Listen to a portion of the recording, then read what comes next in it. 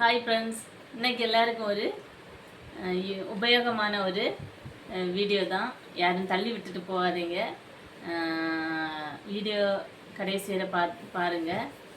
இந்த மாதிரி நார் எத்தனை பேர் யார் யார் வீட்டில் யூஸ் பண்ணுறீங்க? நிறைய பேர் யூஸ் பண்ணுவீங்க. என் வீட்லேயும் நான் யூஸ் பண்ணிட்டு தான் இருக்கேன்.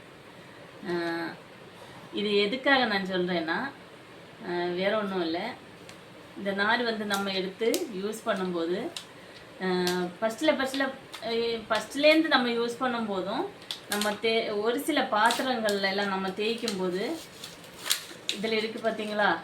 நான் இப்போவே பாருங்கள், இப்போ இதுலேயே இலகி அப்படி நிற்கி பாருங்கள். இந்த மாதிரி ஒரு சின்ன பீஸ் நம்ம பாத்திரங்களுடைய விளிம்பு அந்த சைடு இருக்குல்ல, அதில் எல்லாம் அப்படியே கட்டாகி உள்ளே இருக்கும். சின்னதாக நமக்கு தெரியாது, ஒரு சிலது தெரியும்.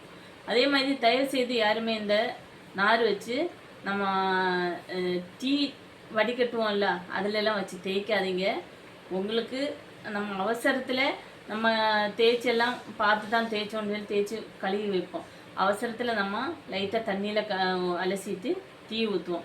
அதில் சின்ன துகள் மாதிரி அந்த அடுப்போட இதில் போய் இருந்துச்சுன்னா ரொம்ப டேஞ்சரு. அது நடந்ததான உண்மை சம்பவம் ஒன்று நான் உங்களுக்கு சொல்கிறேன். வேற ஒன்றும் இல்லை. ஒரு ஒன் இயருக்கு முன்னாடி நான் ஒரு ஆளை பார்க்குறதுக்கு ஹாஸ்பிட்டல் போயிருந்தேன். அப்போ அங்கே ஒரு லேடி இருந்தாங்க.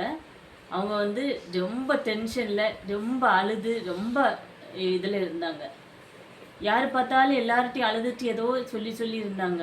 அதை பார்க்கும்போது எனக்கு என்னான்னு கேட்கணும் அப்படின்னு தோணுச்சு. ஆனாலும் எனக்கு அந்த மாதிரி சடனாக போய் அடுத்தவங்க பிரச்சனை என்னன்னு தூண்டி கேட்குறது எனக்கு அவ்வளோ விருப்பம் கிடையாது. ஆனாலும் அமைதியாக இருந்தேன். நம்ம சொல்லாமலே அவங்க போய் எல்லார்கிட்டையும் சொல்லி அழுறாங்க. இந்த மாதிரி என்னன்னு சொல்லலை. இந்த மாதிரி புருஷனாருக்கு லூஸ் மோஷன், அவருக்கு நிற்காமல் லூஸ் மோஷன் இருக்குது, ஒன் மந்தாக இருக்குது அப்படின்னாங்க. அப்போது நானும் பக்கத்தில் போய் என்ன விஷயம் அப்படின்னு கேட்டேன். அவங்க அப்போ தான் சொல்கிறாங்க, ஒன் மந்தாக லூஸ் மோஷன் நிற்கலை, என்னென்னவும் பண்ணி பார்த்த முடியலை. அப்போ ஹாஸ்பிட்டலில் கொண்டு வந்திருக்காங்க. டாக்டர்ஸும் ஒரு நாளைக்கு என்னென்னோ மருந்தெல்லாம் கொடுத்து நல்லா ட்ரை பண்ணியிருக்காங்க. அப்போவும் ஸ்டாப் ஆகலை. அப்போ ஸ்கேன் பண்ணணும்னு சொல்லியிருக்காங்க.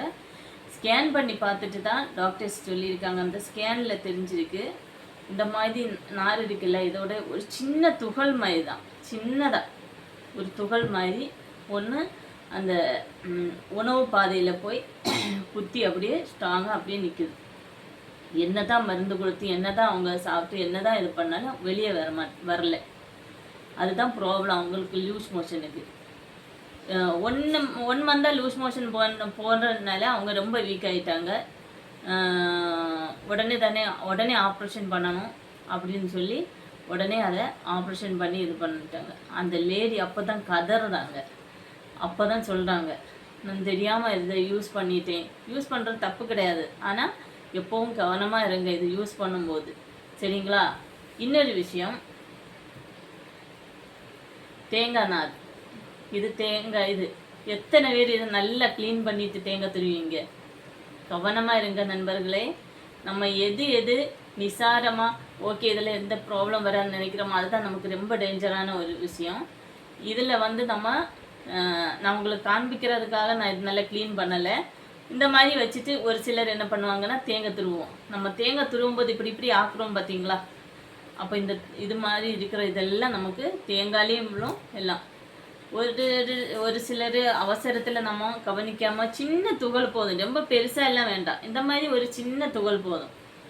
ஏன்னா உணவு பாதைகள் நம்ம சாப்பிட்ற இதெல்லாமே நமக்கு ஸ்மூத்தான இதுதான் குடல். இதெல்லாம் நம்ம இந்த மாதிரி இது பண்ணும்போது உள்ளே போயிடுச்சுன்னா, மாட்டிக்கிச்சுன்னா வெளியே வர்றது ரொம்ப கஷ்டம். அதனால இந்த மாதிரி தேங்காய் நார் தேங்காய் யூஸ் பண்ணும்போது நல்லா ஒரு அளவுக்கு க்ளீன் பண்ணி இதெல்லாம் இது பண்ணிவிட்டு தேங்காய் துருவிக்கிடுங்க. ரொம்ப கேர்ஃபுல்லாக இருங்க. அந்த நார் யூஸ் பண்ணுங்க, பட் கேர்ஃபுல்லாக இருங்க, சரிங்களா?